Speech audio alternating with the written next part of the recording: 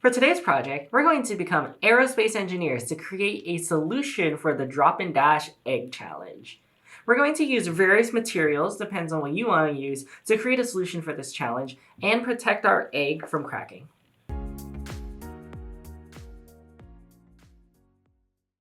Now that we know what we're making, let's make sure that we have all of our materials ready. Since this is a design challenge, you can make your solution however you want, but for this project you will get 5 balloons, 10 cotton balls, 1 Easter egg, 4 feet of string.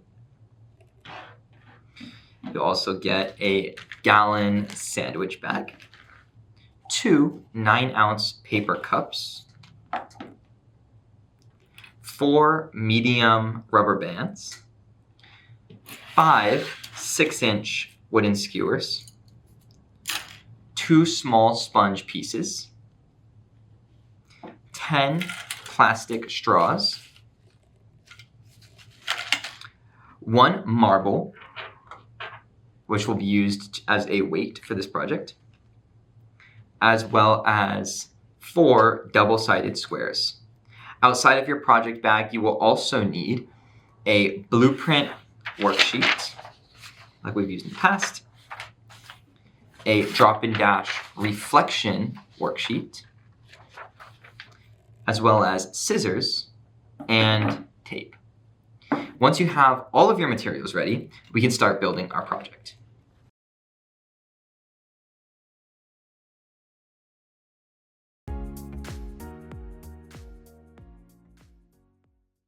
Let's start building. First, I'm going to fill the bottom of the paper cup with my cotton balls. I'm not going to use them all. I'm just going to use a few of them. Just cover up the bottom, like so. And this will be the cushion for our egg. I'm now going to grab my plastic egg and the sponges. And the sponges are going to be our cargo we want to protect. So I'm going to put these inside our egg, and I'm going to close it up.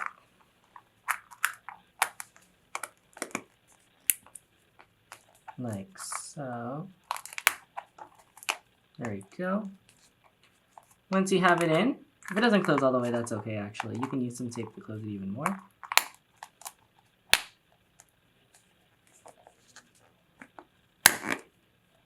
There we go.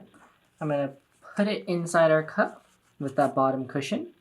And then I'm going to use the rest of our cotton balls and surround it around, be our side cushion around the cup. If you want it to surround the egg, make sure it's super secure, like so. And then you can see how I also just added cotton balls above it, so it's just all packed in there. We want it to be super cushioned. I'm going to now grab some tape, and I'm going to tape the top of the cup and seal it off so that the cotton balls stay in place and that nothing falls out. You can also add some tape to make sure it doesn't come loose around the rim of the cup. Now that we have our cup taped and sealed, we're going to grab our string and we're going to cut it into 4 even pieces. Each piece should be about 1 foot long each. Actually, maybe not 1 foot long. Should be about the same length though. And although they don't have to be perfect, we want to make sure that they're equal enough that we don't really notice a difference. So how I like to cut my string is I like to at first divide the string in half. And at this halfway point, I'm going to cut like so.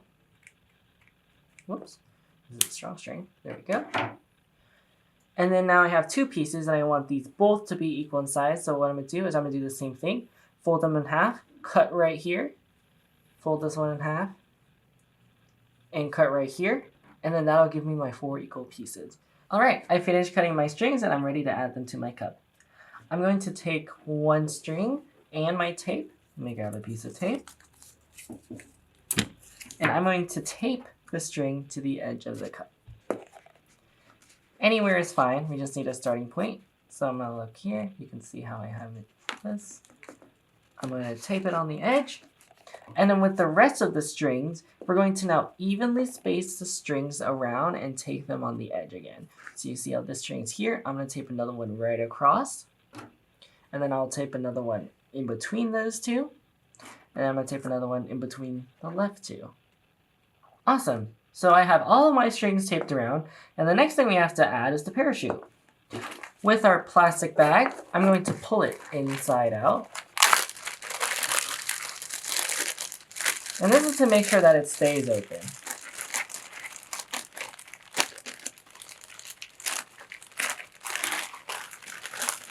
Okay, push out the corners. There we go, like so.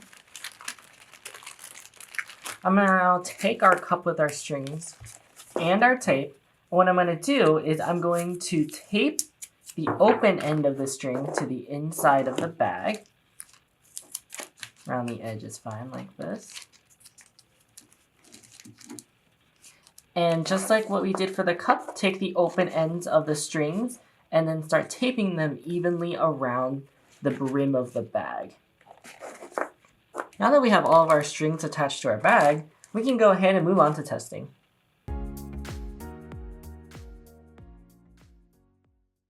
Let's test our egg parachute. To test it, what I'm going to do is I'm going to take the apparatus and I'm going to lift it up really high with my hand, right? Normally you would drop it off somewhere higher, maybe off the edge of the table, or if you have somewhere even higher, you can drop it off there. I'm just going to raise my hand really high and then I'm going to drop it.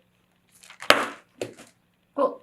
So after I dropped it, this is the moment where I'm going to now check whether or not our egg cracked. So my egg didn't crack, and that means our apparatus was safe enough to actually protect it. That doesn't mean we're done though, since many improvements can be made with the actual apparatus to make sure it's ready for the real egg. Now that we're done testing, let's move on to how it works and conclusion.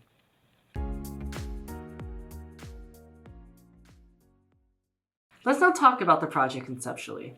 If the egg did crack, conceptually, this means that the egg changed its momentum or speed too quickly.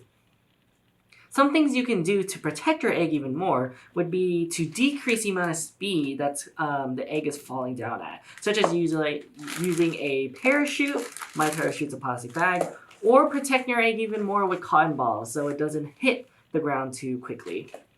Some questions you can ask your students would be, could our project work without a parachute? What about without a body? Is there another design you think could work better? What else can we do to improve our design?